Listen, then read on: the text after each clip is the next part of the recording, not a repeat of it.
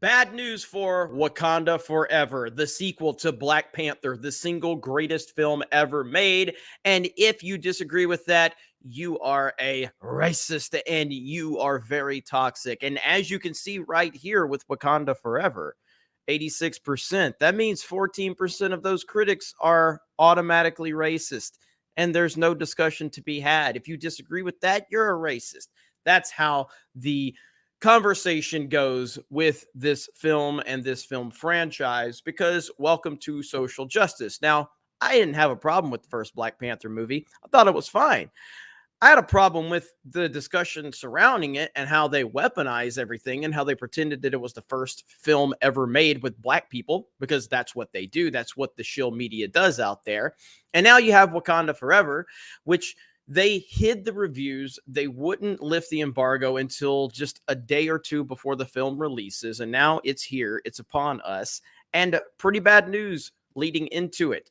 Black Panther, Wakanda Forever, box office projections significantly decline in lead up to the film's release. Well, that's what happens when you release the type of clips that they were releasing for this film. It looks really, really bad. And I think that there's a lot of problems with this movie, from the fact that obviously, unfortunately, Chadwick Boseman passed away, and Disney was very, very scared to do anything moving forward. They've tried to treat this as Chadwick was the character. They didn't treat Black Panther like it's an actual character that has existed. They treated like Chadwick Boseman was the character.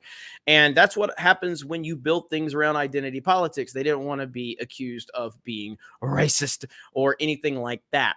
So they're kind of trapped with this film. Now, in terms of the film itself, I've heard a few people that said that they enjoyed it. It was okay. It was fine. I'm going to see it, and then we're going to talk about it on Friday Night Tights, because I'm here to give all of you my feedback on what I think about these things. But right here, it says Black Panther, Wakanda Forever box office projections have declined in the lead up to the film's release.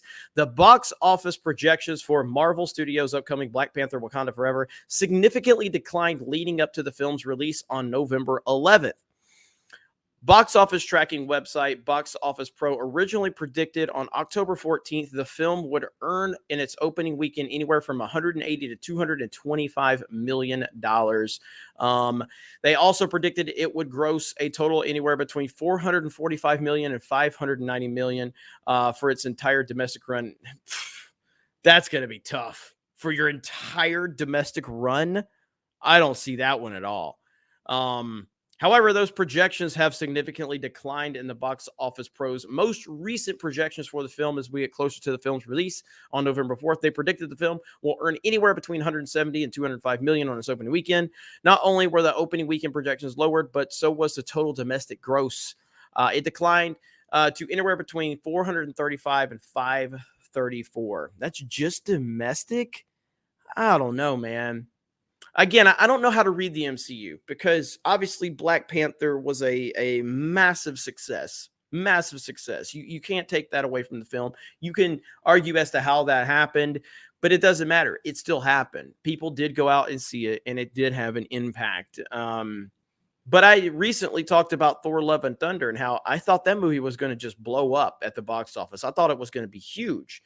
And it had a really strong opening weekend, but it did not have legs at all. And so the Marvel Cinematic Universe is in a really strange place right now, because obviously if you go back to your Infinity War, your Endgame, Guardians of the Galaxy, Civil War, all of that, I mean, the Marvel Cinematic Universe was crushing it all the way up until that point of Endgame. And obviously Endgame became the highest grossing film of all time.